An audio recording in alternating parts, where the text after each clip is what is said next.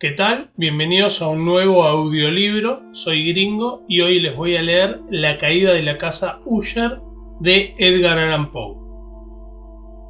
Un día de otoño, triste, oscuro y silencioso, cuando las nubes colgaban bajas y pesadas en el cielo, crucé solo a caballo una región singularmente lúgubre del país y, al fin, al acercarse la sombra de la noche, me encontré a la vista de la melancólica casa Usher. No sé cómo fue, pero a la primera mirada que eché al edificio, un sentimiento de insoportable tristeza invadió mi espíritu. Digo insoportable porque no lo aliviaba ninguno de esos sentimientos semi-agradables por ser poéticos con los que recibe el espíritu incluso las más adustas imágenes naturales de lo desolado o lo terrible. Contemplé el escenario que tenía ante mí la casa, el simple paisaje del dominio, los muros descarnados, las ventanas como ojos vacíos, unas junqueras fétidas y los pocos troncos de árboles agostados con una fuerte depresión de ánimo, que solo puedo comparar, como sensación terrena, al despertar del fumador de opio, a la amarga caída en el deambular cotidiano, al horrible descorrerse del velo. Era una frialdad, un decaimiento, un malestar de corazón, una irremediable tristeza mental que ningún acicate de la imaginación podía desviar hacia ninguna forma de lo sublime. ¿Qué era, me detuve a pensar, qué era lo que me desalentaba tanto al contemplar la casa Usher? Misterio insoluble, y yo no podía luchar con los sombríos pensamientos que se agolpaban en mi mente mientras reflexionaba. Me vi obligado a recurrir a la conclusión insatisfactoria de que mientras hay, fuera de toda duda, combinaciones de simples objetos naturales que tienen el poder de afectarnos de esta forma, el análisis de semejante poder se encuentra entre las consideraciones que están más allá de nuestro alcance. Era posible, pensé, que una simple disposición distinta de los elementos de la escena, de los pormenores del cuadro, fuera suficiente para modificar o quizás anular su poder de impresión dolorosa. Y, procediendo en consonancia con esta idea, dirigí mi caballo a la escarpada orilla de un negro y pavoroso lago que extendía su brillo tranquilo junto a la mansión. Vi en sus profundidades, con un estremecimiento aún más sobrecogedor, las imágenes reflejadas e invertidas de las grises junqueras, los troncos espectrales y las ventanas como ojos vacíos. En esa mansión de melancolía, sin embargo, me proponía pasar unas semanas. Su propietario, Roderick Usher, había sido uno de mis mejores compañeros de juventud, pero habían transcurrido muchos años desde nuestro último encuentro. Sin embargo, acababa de recibir una carta en otra región remota del país, una carta suya, cuya misiva, por su tono desesperadamente insistente, no admitía otra respuesta que la presencia personal. La escritura denotaba señales de la agitación nerviosa. Hablaba de una enfermedad física grave, de un trastorno mental que le oprimía y de un intenso deseo de verme por ser su mejor y, en realidad, su único amigo íntimo, con el propósito de conseguir, por la animación de mi compañía, algún alivio a su mal. La forma de expresar esto y, sobre todo, la aparente sinceridad que acompañaba su petición no me permitieron vacilar y, en consecuencia, obedecí inmediatamente a lo que, por otra parte, consideraba un requerimiento muy singular. Aunque de muchachos habíamos sido compañeros íntimos, en realidad sabía poco de mi amigo. Siempre se había mostrado muy reservado. Sabía, sin embargo, que su antiquísima familia era conocida, desde tiempos inmemoriales, por una peculiar sensibilidad de temperamento, expresada a lo largo de muchos años en muchas y elevadas concepciones artísticas y, últimamente, manifestada en reiteradas obras de caridad muy generosas, aunque discretas, así como en una apasionada devoción a las dificultades más que a las bellezas ortodoxas y fácilmente reconocibles de la ciencia musical. Conocí también el hecho importante de que la familia Uller, siempre venerable, no había conseguido en ningún periodo una rama duradera. En otras palabras, que toda la familia se limitaba a la línea de descendencia directa y siempre con insignificantes y breves variaciones había sido así. Esta ausencia, pensé, mientras repasaba mentalmente la perfecta consonancia del carácter del lugar, con el que distinguía a sus moradores, especulando sobre la posible influencia que la primera, a lo largo de tantos siglos, podía haber ejercido sobre los segundos. Esta ausencia, repito, de ramas colaterales, y la consiguiente transmisión constante de padre a hijo del patrimonio junto con el nombre, era lo que al fin había identificado de tal manera a los dos como para fundir el título originario del dominio en el extraño y equívoco nombre de Casa Uller, nombre que parecía incluir, entre los campesinos que lo empleaban, la familia y la mansión familiar. He dicho que el único efecto de mi experimento de algo infantil, mirar en el pequeño lago, había ahondado mi primera y extraña impresión. No cabe duda de que la conciencia del rápido aumento de mi superstición, ¿por qué no voy a darle ese nombre?, servía sobre todo para acelerar el aumento. Tal es, lo sé desde hace mucho tiempo, la paradójica ley de todos los sentimientos que tienen como base el terror. Y quizás fuera solo por esto por lo que, cuando levanté de nuevo los ojos hacia la mansión, desde su imagen en el agua, creció en mi mente una rara fantasía. Una fantasía de verdad tan ridícula que solo la menciono para mostrar la viva fuerza de las sensaciones que me oprimían. Mi imaginación estaba tan excitada que llegué a convencerme de que sobre la mansión y el dominio flotaba una atmósfera propia de ellos y de los edificios colindantes. Una atmósfera sin afinidad con el aire del cielo, que exhalaba por los árboles marchitos, por los muros grises y por el oscuro lago silencioso un pestilente y místico vapor, opaco, pesado, apenas perceptible, de color plomizo. Sacudiendo de mi espíritu lo que debía ser un sueño, examiné con más cuidado el verdadero aspecto del edificio. Su rasgo dominante parecía ser su excesiva antigüedad. Y grande era la desolación producida por el tiempo. Diminutos hongos se extendían por toda la fachada, colgados del alero en una fina y enmarañada tela de araña. Pero esto no tenía que ver con ninguna forma de destrucción. No se había caído ninguna parte de la mampostería, y parecía haber una extraña incongruencia entre la perfecta colocación de las partes y la disgregación de cada una de las piedras. Esto me recordaba la aparente integridad de viejas maderas que se han podrido durante largos años en una cripta olvidada, sin que intervenga el soplo exterior. Aparte de este indicio de ruina general, la estructura daba pocas señales de inestabilidad. Quizás el ojo de un observador atento hubiera descubierto una fisura apenas perceptible, que, extendiéndose desde el tejado de la mansión a lo largo de la fachada, cruzaba el muro en zigzag hasta perderse en las tenebrosas aguas del lago. Mientras observaba estas cosas, cabalgué por una corta calzada hasta la mansión. Un criado que aguardaba tomó mi caballo, y entré en la bóveda gótica del vestíbulo. Un criado de paso sigiloso me condujo desde allí, en silencio, por múltiples, oscuros e intrincados pasillos hacia el estudio de su amo. Mucho de lo que encontré en el camino contribuyó, no sé cómo, a avivar los indefinidos sentimientos de los que ya he hablado.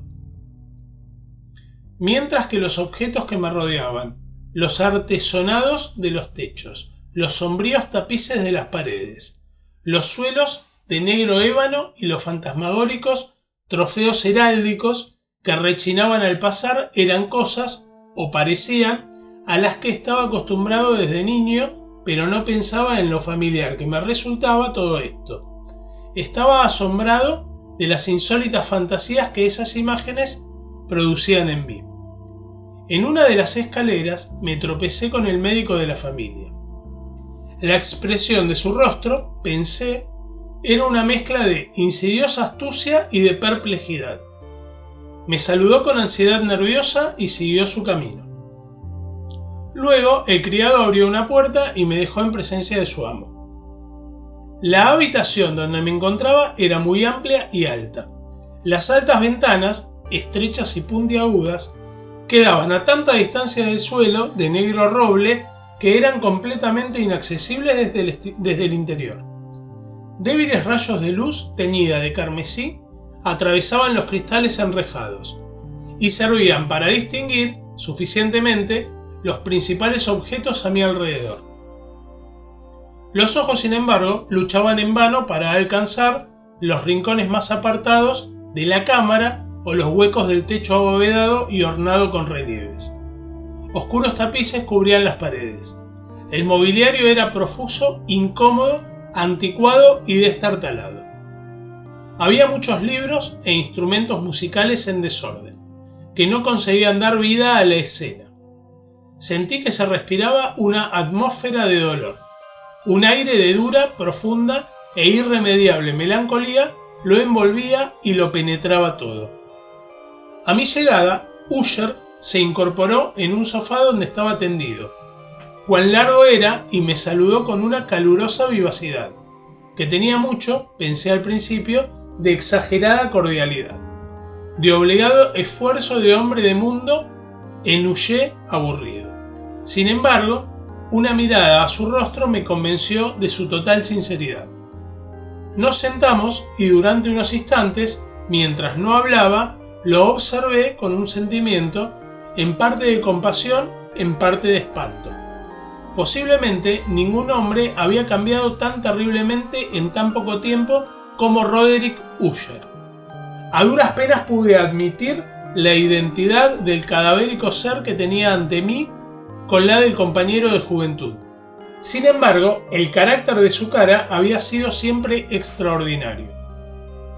La tez cadavérica, los ojos grandes, líquidos e incomparablemente luminosos, los labios, algo finos y muy pálidos, pero de una curvatura insuperablemente hermosa, la nariz de delicado tipo hebreo, pero con las aletas amplias, más abiertas de lo que era normal, la barbilla finamente modelada, reveladora, en su falta de prominencia, de una escasa energía moral, los cabellos más finos y raros que una tela de araña. Estos rasgos y el excesivo desarrollo de la zona frontal constituían una fisonomía muy difícil de olvidar. Y ahora, la simple exageración del carácter predominante de estas facciones y de su expresión habitual revelaban un cambio tan grande que llegué a dudar de la persona con la que estaba hablando. Y la palidez espectral de la piel, el brillo milagroso de los ojos, destacaron sobre todo lo demás, e incluso me aterraron. El fino cabello, además, había crecido descuidadamente y, como en su desordenada textura de telaraña flotaba en el lugar de caer a los lados de la cara, me era imposible, incluso haciendo un esfuerzo, relacionar su enmarañada apariencia con una idea de simple humanidad. En el comportamiento de mi amigo me impresionó encontrar incoherencia, inconsistencia, y de pronto descubrí que era motivado por una serie de débiles e inútiles esfuerzos por sobreponerse a una habitual ansiedad, a una excesiva agitación nerviosa. En realidad ya estaba preparado para algo de esa naturaleza, no menos por su carta que por sus reminiscencias de ciertos rasgos juveniles y por las conclusiones que deduje de su peculiar conformación física y de su temperamento.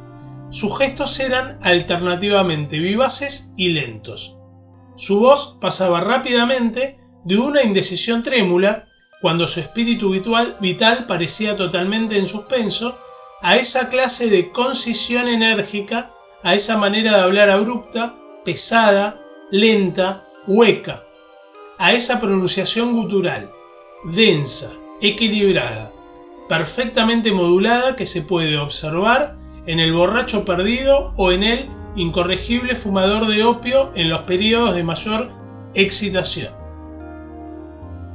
Así me habló del objeto de mi visita, de su sincero deseo de verme y del consuelo que esperaba recibir. Abordó con bastantes detalles la naturaleza de su enfermedad.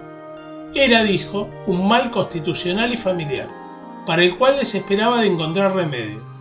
Una simple afección nerviosa, añadió inmediatamente, que sin duda pasaría pronto. Se manifestaba en una multitud de sensaciones anormales. Algunas de estas, cuando las detalló, me interesaron y me confundieron, aunque quizás influyeran los términos que empleó y el estilo general de su relato. Sufría él mucho de una agudeza morbosa de los sentidos. Apenas soportaba los alimentos insípidos, solo podía vestir ropa de cierta textura. Los olores de todas las flores le resultaban opresivos. Hasta la luz más débil torturaba sus ojos, y solo pocos sonidos peculiares, y estos de instrumentos de cuerda, no le inspiraban horror. Vi que era un esclavo sometido a una suerte anormal de terror. Moriré, dijo. Tengo que morir de esta deplorable locura. Así y no de otra manera, me perderé. Temo los acontecimientos del futuro, y no por sí mismos, sino por sus resultados. Tiemblo cuando pienso en un incidente, incluso el más trivial, que puede actuar sobre esta intolerable agitación. No aborrezco el peligro, a no ser por su efecto absoluto, el terror. En este desaliento, en este lamentable estado, siento que más tarde o más temprano llegará el momento en el que tenga que abandonar vida y razón a la vez, en alguna lucha con el siniestro fantasma, el miedo. Me di cuenta además, por los intervalos y por las insinuaciones interrumpidas y equívocas de otro extraño rasgo de su estado mental. Estaba dominado por ciertas impresiones supersticiosas relativas a la mansión que ocupaba y de donde, durante muchos años, no se había atrevido a salir. Supersticiones relativas a una influencia cuya supuesta energía describió en términos demasiado sombríos para repetirlos aquí. Influencia que algunas peculiaridades de la simple forma y material de su mansión familiar habían ejercido sobre su espíritu. Decía, a fuerza de soportarlas durante mucho tiempo, efecto que el aspecto físico de los muros y las torres grises y el oscuro lago en que estos se miraban había producido a la larga en la moral de su existencia.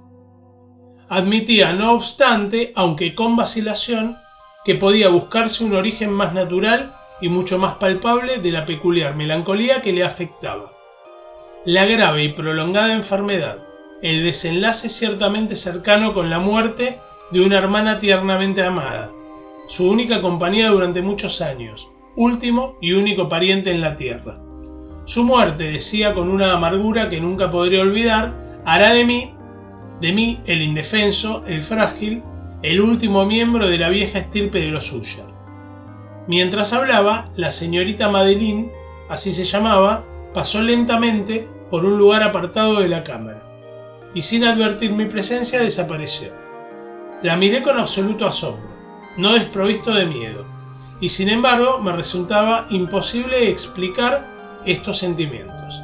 Una sensación de estupor me oprimió, mientras mis ojos seguían los pasos que se alejaban.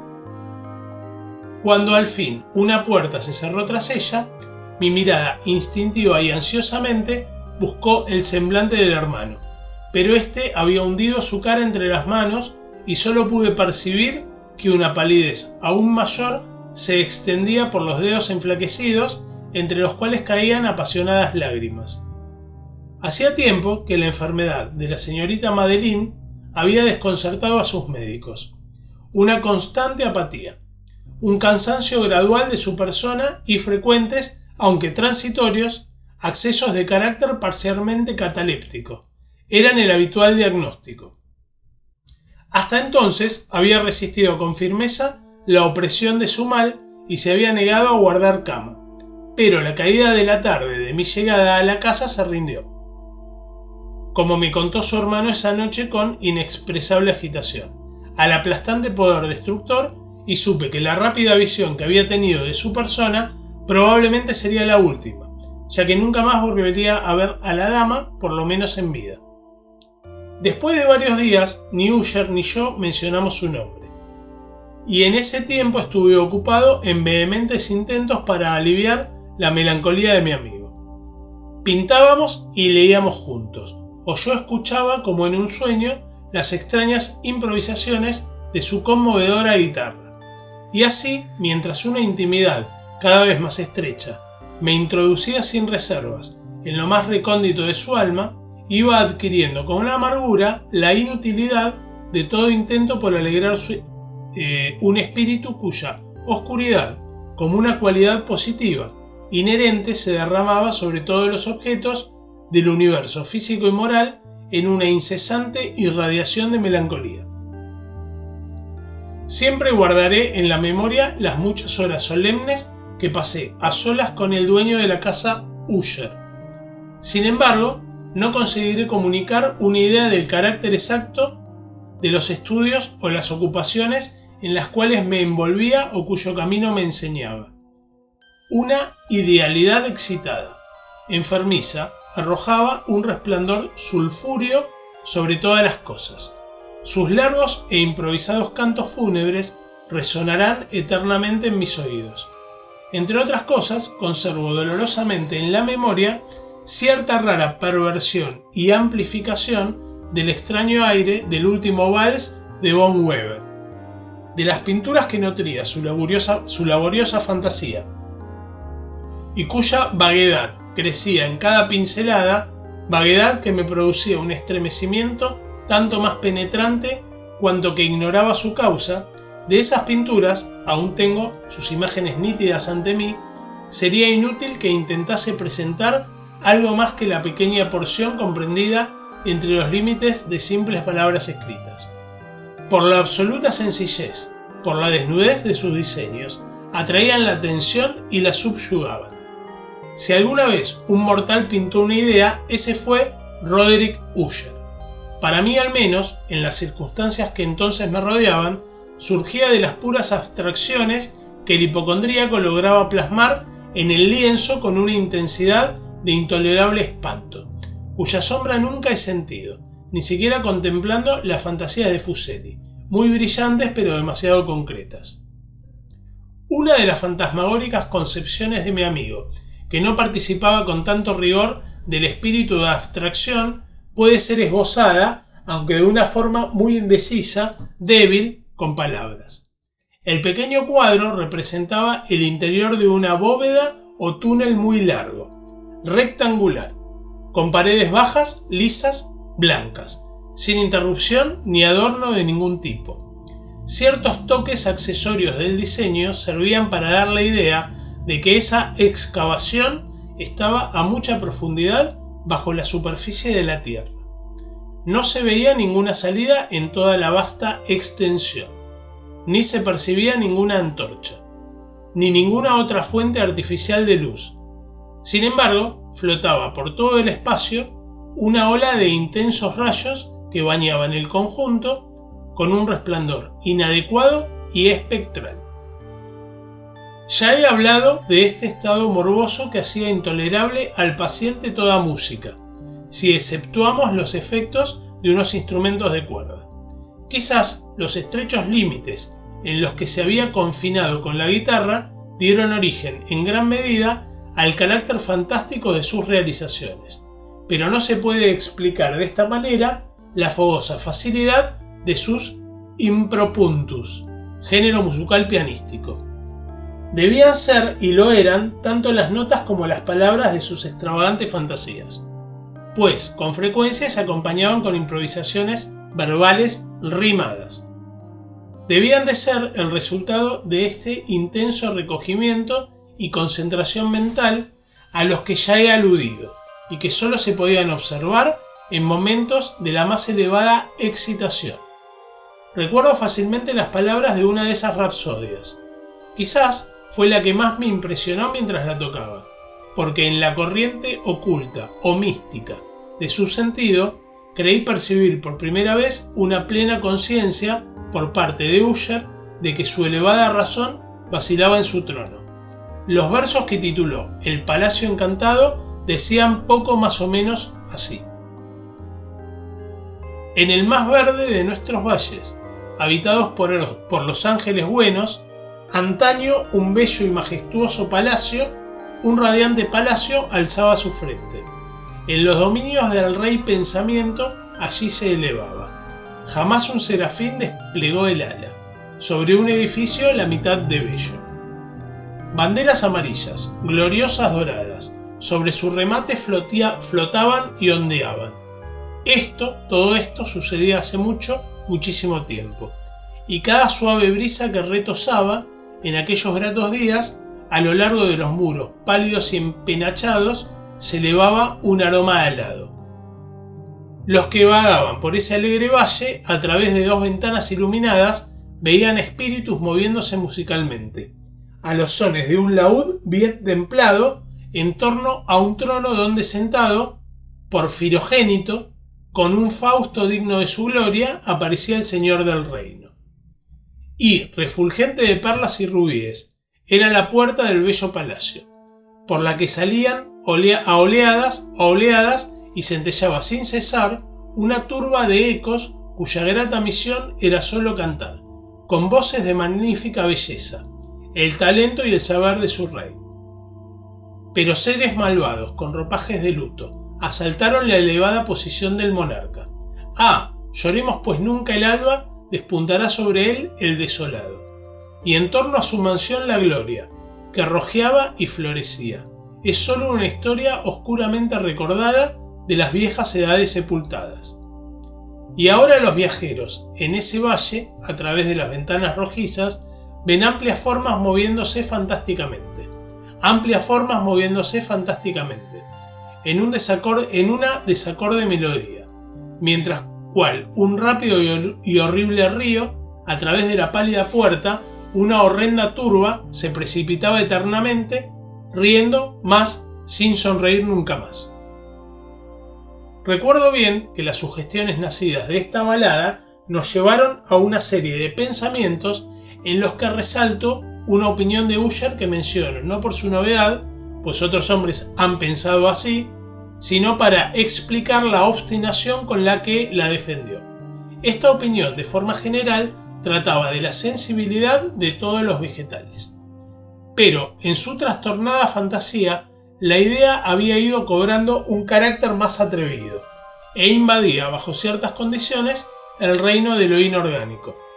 Me faltan las palabras para expresar todo el alcance o el vehemente abandono de su persuasión. La creencia, sin embargo, se relacionaba, como he insinuado previamente, con las grises piedras de la casa de sus antepasados. Las condiciones de la sensibilidad habían sido satisfechas, imaginaba él, por el método de colocación de esas piedras, por el orden de su disposición, por los muchos hongos que las cubrían y por los marchitos árboles que las rodeaban, pero sobre todo por la duración inalterada de este orden y por su duplicación en las quietas aguas del lago. Su evidencia, la evidencia de esta sensibilidad, podía comprobarse, dijo, y me sobresalté al oírlo, en la lenta pero segura condensación de una atmósfera propia en torno a las aguas y a los muros. El resultado podía descubrirse, añadió, en esa influencia silenciosa, aunque insistente y terrible, que durante siglos había modelado los destinos de su familia, haciendo de él eso que yo ahora estaba viendo, eso que él era. Estas opiniones no precisan comentarios y no haré ninguno. Nuestros libros, los libros que durante años constituyeron no pequeña parte de la existencia mental del enfermo que estaban, como puede suponerse en estricta armonía con ese carácter fantasmal. Leíamos con atención obras tales como El Berbert et Chartreuse, Berbert la Caruja, de Gresset, Belflegor, Belfagor Archidiablo, de Machiavelli, Del cielo y del infierno, Los arcanos celestes, de Wendenberg, El viaje al interior de la tierra, de Nicolás Klim, de Holberg, Quiromancia, de Robert Flood, de Jean Diagne, y de la Chambre, El viaje a la distancia azul de Tieck y La ciudad del sol de Campanella. Nuestro libro favorito era un pequeño volumen en octavo del Directorium Inquisitorum, Directorio para Inquisidores, del dominico Eimeric de Girón, y había pasajes de Pomponius Mela sobre los viejos sátiros africanos y egipanes con los que Ussher pasaba largas horas soñando. Pero encontraba su principal gozo en la lectura de un curioso y sumamente raro libro gótico en el cuarto, el manual de una iglesia olvidada, las Vigilae Mortuorum, Secundum Corum Ecclesiae Magnitinae, Vigilias de los muertos según el coro de la iglesia de Maguncia. No podía yo dejar de pensar en los extraños ritos de esa obra y en su probable influencia sobre el hipocondríaco, cuando una noche, tras informarse de repente que la señorita Madeline había dejado de existir, declaró su intención de preservar el cadáver durante 15 días, antes de su definitivo entierro, en una de las numerosas criptas dentro de la mansión. El motivo humano que alegó para justificar este singular proceder no me dejó libertad para discutir. El hermano había llegado a esta decisión, según me dijo, tras considerar el carácter insólito de la enfermedad de la fallecida, unas inoportunas y ansiosas investigaciones de sus médicos y la lejana y expuesta situación del cementerio familiar. No negaré que, cuando recordé el siniestro aspecto de la persona con quien me crucé en la escalera el día de mi llegada a la casa, no tuve ningún deseo de oponerme a lo que consideré una precaución inofensiva y de ninguna forma extraña. A petición de Ussher, le ayudé personalmente en los preparativos de la sepultura temporal. Puesto ya el ataúd, los dos solos lo trasladábamos a su lugar de descanso. La cripta donde lo depositamos, que llevaba tanto tiempo sin abrir que nuestras antorchas casi se apagaron por la opresiva atmósfera, dándonos pocas oportunidades de examinarla, era pequeña, húmeda y desprovista de cualquier fuente de luz. Estaba a gran profundidad, justo bajo la parte de la casa que ocupaba mi dormitorio. Al parecer había sido utilizada en remotos tiempos feudales con el siniestro uso de mazmorra, y en días más recientes como almacén de pólvora o de alguna otra sustancia altamente combustible, pues una parte del suelo y todo el interior de un largo pasillo abovedado por donde pasamos para llegar allí estaban cuidadosamente revestidos de cobre. La puerta de hierro macizo también estaba protegida de ese metal. Su enorme peso, al moverse sobre los goznes, producía un chirrido agudo insólito. Después de dejar nuestra fúnebre carga sobre caballetes en ese lugar de horror, retiramos parcialmente a un lado la tapa aún suelta del ataúd y contemplamos la cara de la muerta. Un asombroso parecido entre el hermano y la hermana fue lo primero que llamó mi atención. Ussher, adivinando quizás mis pensamientos, murmuró unas palabras por las que supe que la difunta y él eran gemelos y que entre ambos siempre había habido simpatías casi inexplicables. Pero nuestros ojos no se detuvieron mucho tiempo con la muerta, pues no podíamos contemplarla sin miedo. El mal que llevara a la señorita Madeline a la tumba, en la fuerza de la juventud, había dejado, como es corriente en todas las enfermedades de carácter estrictamente cataléptico, la burla de un leve rubor en el pecho y la cara, y esa sonrisa sospechosamente prolongada en los labios, que es tan terrible en la muerte. Volvimos la tapa a su sitio, la atornillamos y, cerrando bien la puerta de hierro, regresamos cansados a los aposentos algo menos lúgubres de la parte superior de la casa. Y entonces, transcurridos unos días de amarga pena, se produjo un notable cambio en las características del trastorno mental de mi amigo. Su porte normal había desaparecido. Descuidaba u olvidaba sus ocupaciones comunes. Vagaba de habitación en habitación con pasos apresurados, desiguales y sin rumbo. La palidez de su rostro había adquirido, si esto era posible, un color aún más espectral. pero había desaparecido por completo la luminosidad de sus ojos. El tono a veces ronco de su voz ya no se oía, y una vacilación trémula, como si estuviera aterrorizado, acompañaba sus palabras de forma habitual. Hubo momentos en que pensé que algún secreto opresivo dominaba su mente, siempre agitada, y que luchaba por conseguir valor suficiente para divulgarlo.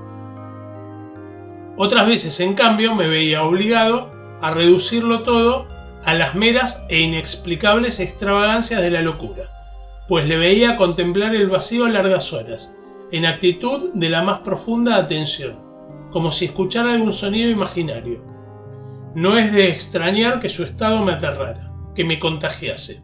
Sentía que se deslizaban en mí, a pasos lentos pero seguros, las extrañas influencias de sus supersticiones fanáticas e impresionantes. Al retirarme a mi habitación la noche del 7º u 8º día, después de depositar a la señorita Madeline en la cripta, siendo ya muy tarde, experimenté de forma especial y con mucha fuerza estos sentimientos. El sueño no se acercaba a mi lecho y pasaban horas y horas. Luché para vencer con la razón los nervios que me dominaban. Traté de convencerme de que mucho, si no todo lo que sentía, era debido a la desconcertante influencia de los lúgubres muebles de la habitación, de los tapices oscuros y raídos que, atormentados por el soplo de una tempestad incipiente, oscilaban de un lado para otro sobre las paredes y crujían desagradablemente alrededor de los adornos de la cama. Pero mis esfuerzos resultaron inútiles. Un temblor incontenible invadía gradualmente mi cuerpo, y al final se instaló en mi corazón un íncubo, el peso de una alarma absolutamente inmotivada. Intenté sacudírmelo. Jadeando, luchando, me incorporé sobre las almohadas y mientras miraba ansiosamente a la intensa oscuridad de la habitación, presté atención, no sé por qué, salvo que una fuerza instintiva me impulsó a ciertos sonidos ahogados, indefinidos, que llegaban en las pausas de la tormenta a largos intervalos, no sé de dónde. Dominado por un intenso sentimiento de horror, inexplicable pero insoportable, me vestí deprisa, pues sabía que no me iba a dormir esa noche, e intenté salir del lamentable estado en el que me encontraba, paseando rápidamente de arriba abajo por la habitación. Había dado así unas pocas vueltas cuando un suave paso en la escalera adyacente me llamó la atención. Pronto reconocí que era el paso de Usher. Un instante después llamó con un toque suave a mi puerta y entró con una lámpara. Su semblante, como de costumbre, tenía una palidez cadavérica, pero además en sus ojos una especie de loca alegría, una histeria evidentemente reprimida en toda su actitud. Su aire me dejó pasmado, pero todo era preferible a la soledad que había soportado tanto tiempo, y hasta acogí su presencia como un alivio. ¿No lo has visto?, dijo bruscamente después de echar una mirada a su alrededor en silencio. ¿No lo has visto, verdad? Pues espera y lo verás. Diciendo esto, protegió cuidadosamente la lámpara, se acercó a una de las ventanas y la abrió de par en par a la tormenta. La ráfaga de viento entró con tanta furia que casi nos levanta del suelo. Era en realidad una noche de tormenta, pero de una severa belleza, extrañamente singular en su terror y en su belleza. Al parecer, un torbellino desplegaba su fuerza en nuestra vecindad, pues había frecuentes y violentos cambios en la dirección del viento, y la excesiva densidad de las nubes, tan bajas que casi oprimían las torres de la mansión, no nos impedía ver la viva velocidad con que acudían de todas partes, mezclándose unas con otras sin alejarse. Digo que ni siquiera su excesiva densidad nos impedía verlo, y sin embargo no nos llegaba un atisbo, ni de la luna ni de las estrellas, ni se veía el brillo de los relámpagos. Pero las superficies inferiores de las enormes masas de agitado vapor y todos los objetos terrestres que nos rodeaban brillaban en una luz anormal de una gaseosa exhalación, apenas luminosa y claramente visible, que rodeaba la casa y la amortajaba. «No debes mirarlo», No mires, dije, estremeciéndome, mientras con suave violencia apartaba a Usher de la ventana para llevarlo a una silla. Estos espectáculos que te confunden no son más que fenómenos eléctricos bastante comunes, o quizás pueden tener su origen en el miasma corrupto del lago. Vamos a cerrar esta ventana. El aire está frío y es peligroso para tu salud. Aquí tienes una de tus novelas predilectas. Yo la leeré y tú escucharás, y así pasaremos juntos esta noche terrible.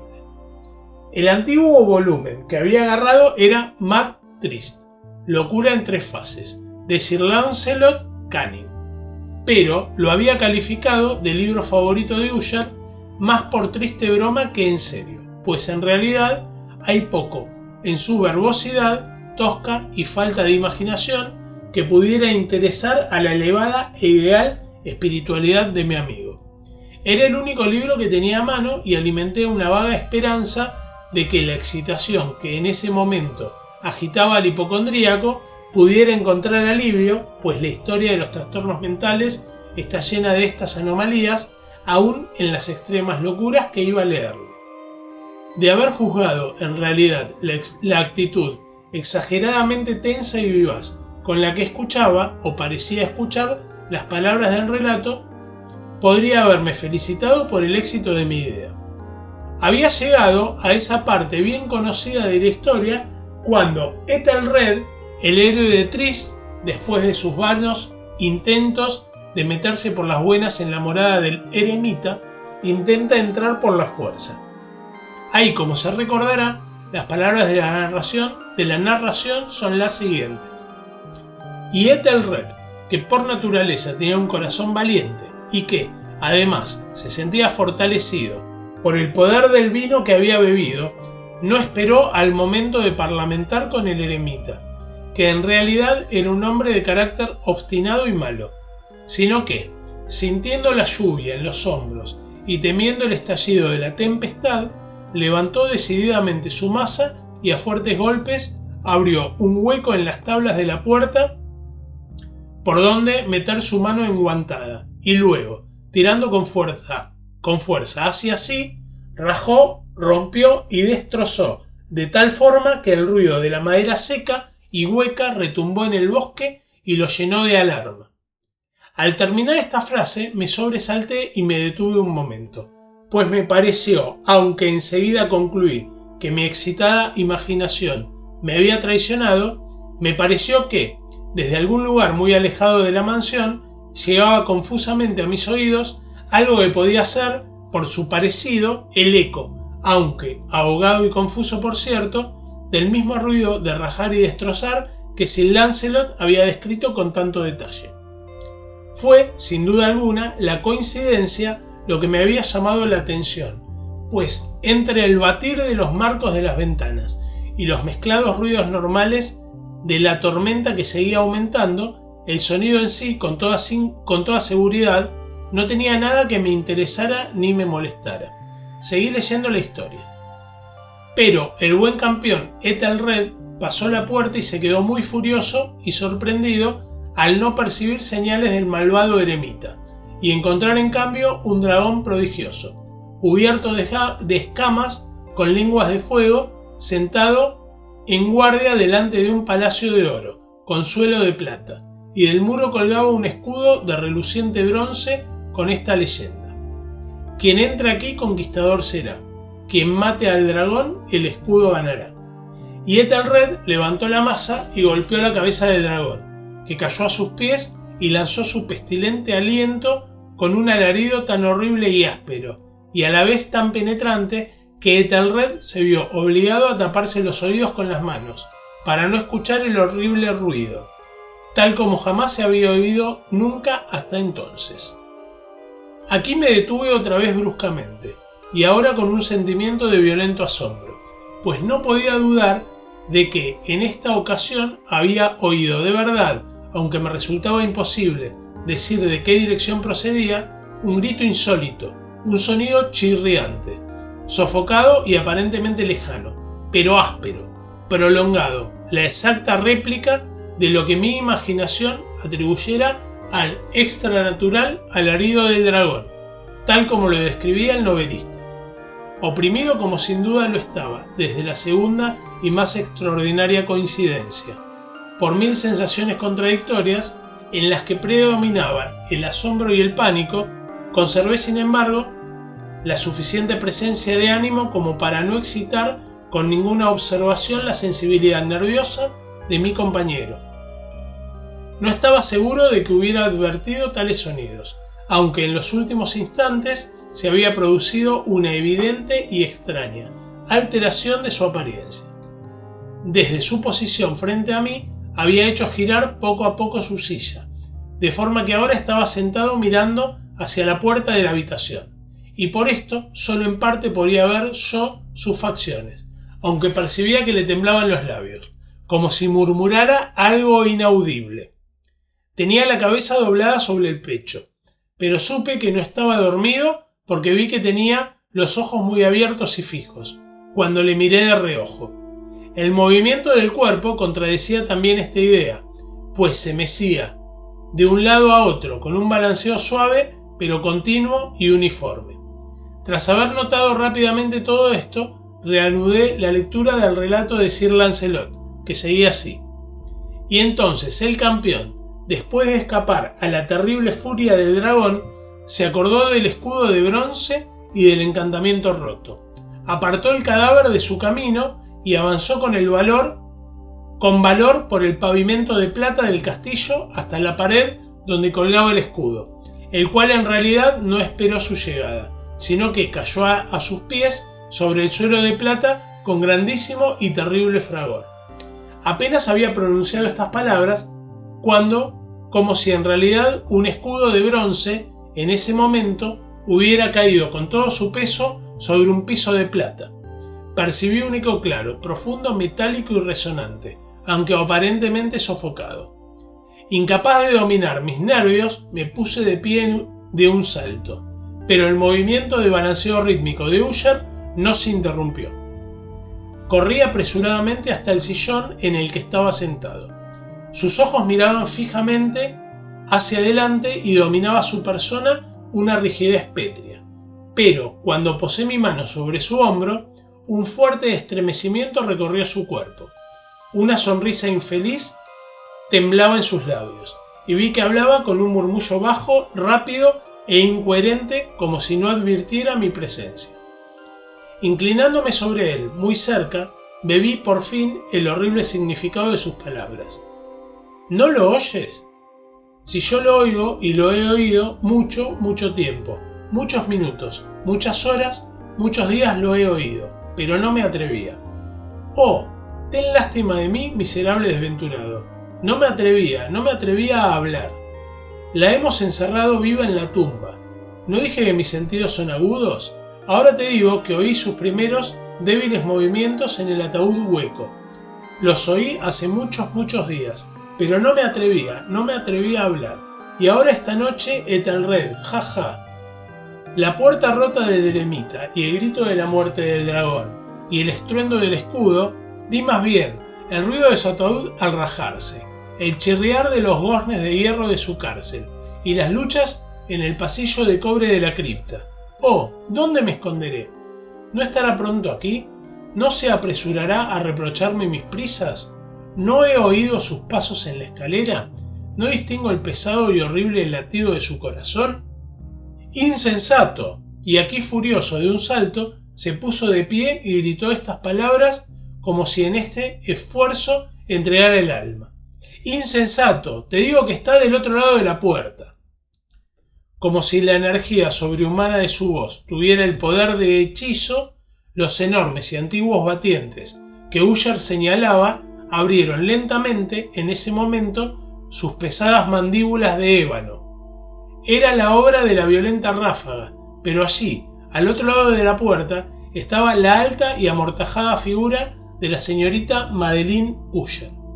Había sangre en sus ropas blancas y huellas de un forcejeo en cada parte de su demacrado cuerpo.